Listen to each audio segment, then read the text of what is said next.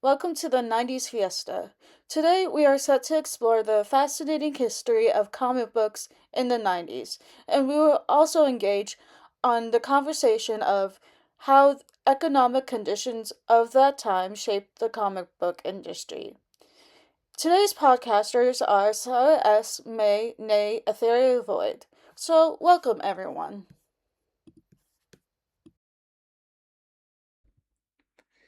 Some comic books featured covers that glowed in the dark due to radioactive materials, a trend that coincided with the rising popularity of the Simpsons comic series.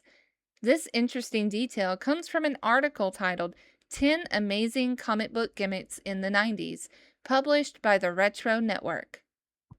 The author explained in this article, major comic book companies like DC and Marvel took notice of the competition, adding holograms and metallic inks to covers, polybagged issues with trading cards inside, and more to get noticed on overcrowded racks.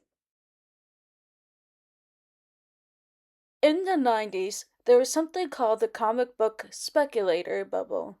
According to an article called Good Comics from the 1990s by Wargalock on the website called Figcat, this author explains the 1990s saw the infamous comic book speculator bubble, the burst which nearly killed the entire industry. I want to add that going back to 1991, the most popular comic book was X-Men issue number 1.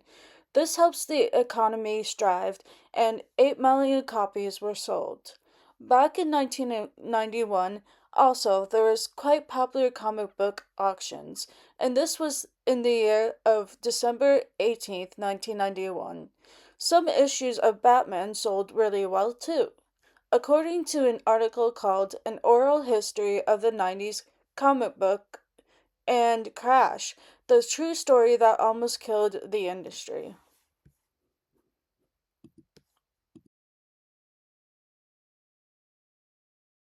In the landscape of comic books, titles from Vertigo series, like Sandman and Hellblazer, played a significant role in the shaping the industry during the 1990s.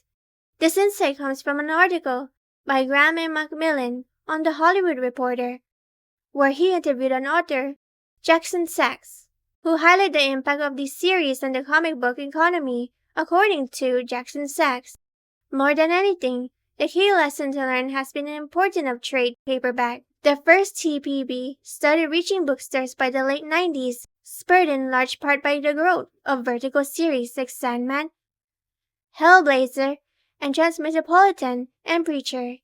Now, in the 1990s, comic books continued to increase with great products, stores, and location. There was a peak of this, and the year was 1993, according to an article called The Vicious Downward Spiral of the 1990s from a website called Tales from the Database, Mile High Comics. Chuck Rosansky, the author, Chuck, explains by 1990, while distribution of comic consolidated into the big two, the number of comic shops and or comic retailer continued to grow very rapidly. The peak number that I heard during the spring of 1993 was that there was approximately 10,000 active comic accounts in the US, with an additional 1,000 overseas. During the year of 1993, that is when the comic book market began to kind of crash, just about when the issue of Superman number 75 was released. During this time, there was the plot of The Death of Superman, according to a website called Tome of Nerd. Stay while you listen. Back in the 90s, the publishers wanted to get involved and make a statement about the economy of the 90s.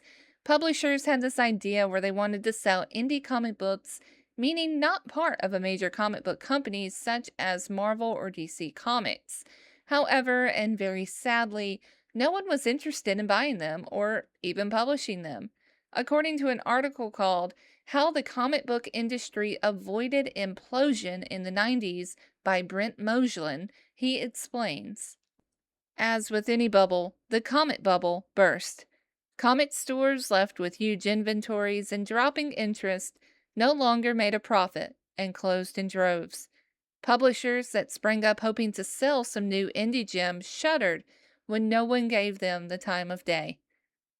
This author had explained that this was called the crash of comic books in the 90s. So we hope you come back for another episode of the 90s Fiesta. We sure had enjoyed talking briefly about the economy of comic books in the 90s. We hope you have an awesome free comic book day. Peace out.